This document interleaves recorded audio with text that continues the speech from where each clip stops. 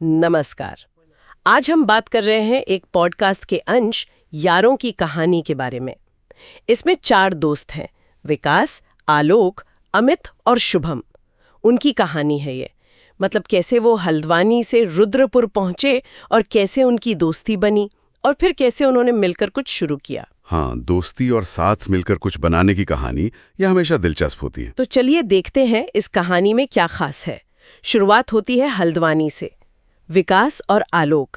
कहानी कहती है कि वो बहुत ही सरल, ईमानदार और मददगार किस्म के थे। और अक्सर ऐसी ही क्वालिटीज मतलब ईमानदारी, सादगी, ये किसी भी ग्रुप की मजबूत नींव बनती हैं। बिल्कुल। फिर काम के सिलसिले में उनकी मुलाकात होती है अमित से। अमित एकदम अलग, मतलब फुल ऑफ एनर्जी, कॉन्फिडेंट, लोगों से घुलने मिलने वाला। हाँ, कॉन्ट्रास्टिंग कैरेक्टर। कहानी में अमित का एक डायलॉग भी है। वो कहता है, तुम दोनों जैसे लोग अब मिलते ही नहीं यार, न चालू न फेक, बस असली। ये बड़ी अच्छी बात कही उसने। शायद यही अलग अलग होना ही उनकी ताकत बना। फिर ये तीनों रुद्रपुर शिफ्ट हो जाते हैं। ये इंटरेस्टिंग है कि कैसे अलग अलग नेचर मिलकर एक बैलेंस बनाते हैं। सही। विकास और आलोक शायद वो ठहराव लाते होंगे और अमित, हाँ, अमित वो एक्शन वाला बंदा। और क्योंकि बेस में वो असली वाला फैक्टर था, शायद इसलिए वो अलग होना टकराव की वजह नहीं बना। सही बात है। अच्छा, रुद्रपुर में फिर चौथा दोस्त जुड़ता है शुभम। शुभम काफी हद तक विकास और आलोक जैसा ही, मतलब मासूम, आराम से बात करने वाला, रिस्पेक्टफुल, हेल्पफुल। कहानी में शुभम की एक लाइन है, अच्छे लोगों के साथ वक्त कैसे गुजरता है पता ही नहीं चलता। इससे लगता है कि उनकी वाइब काफी अच्छी मैच हुई। हाँ, वो कनेक्शन बन गया होगा फौरन। और यहाँ कहानी एक बहुत ही प्यारा सा एंगल लेती है। इन चारों को दोस्ती के 4 स्तंभों की तरह दिखाया गया है। विकास दिल, हार्ट, आलोक दिमाग, माइंड, शुभम आत्मा, सोल, और अमित आवाज, वॉइस। ये बढ़िया रूपक है, दिल, दिमाग, आत्मा, आवाज। और अगर इसको हम लार्जर पिक्चर में देखें तो ये दिखाता है कि एक सक्सेसफुल टीम कैसे काम करती है। हर किसी का अपना रोल, अपनी खासियत। दिल यानी इमोशनल कनेक्ट, दिमाग मतलब स्ट्रैटेजी, आत्मा यानी कि वैल्यूज, और आवाज वो जो आइडिया को बाहर ले जाए। एक सिनर्जी बन जाती है। बिल्कुल। और ये चीज उनके अगले कदम में साफ दिखती है।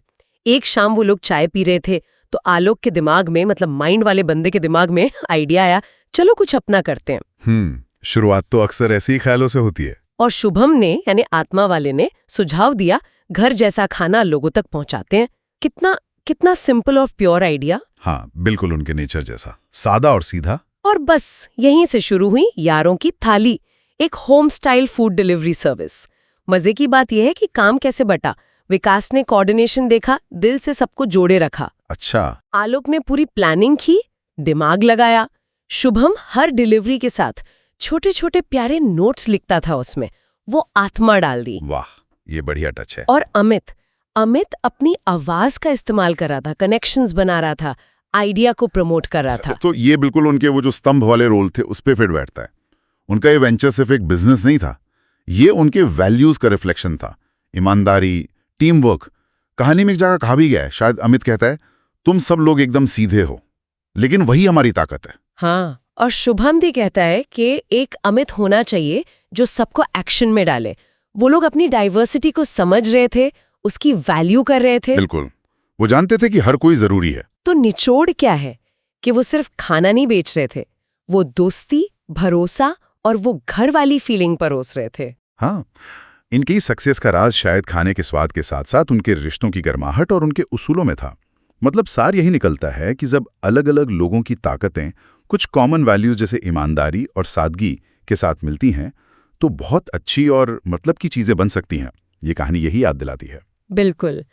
अच्छा, तो अंत में सोचने के लिए एक बात छोड़ जाते हैं। हम कितनी बार अपने आसपास, अपनी टीम्स में, चाहे वो ऑफिस हो, दोस्त हो या परिवार, इन अलग अलग स्तंभों को, दिल, दिमाग, आत्मा, आवाज को पहचानते हैं? अच्छा सवाल है। और अगर हम उन्हें पहचान लें और उनकी ताकतों को एक साथ लाएं तो क्या कुछ नया नहीं बन सकता? शायद ऐसी कई और यारों की कहानी बन सकती है।